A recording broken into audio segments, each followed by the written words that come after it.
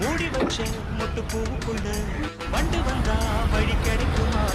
வண்டின் இதழ் முட்டில் பட்டு விட்டால் முட்டின் இதழ் விட்டு கொடுக்குமே. பிள்ளைக்கு மணிய கட்டுறது யாரு? இப்படியே இருந்தா முடிவென்ன கூறு? பெண்ணின் மனாளோ அறிந்திடும் முன்னே இறங்கிட எனக்கும் தயக்கம். அந்த மரக்கண்ணா இருப்பது தானே இணைந்திட வருவது வழக்கம். நாமத்தானே இந்த மனசு தவிக்கும்.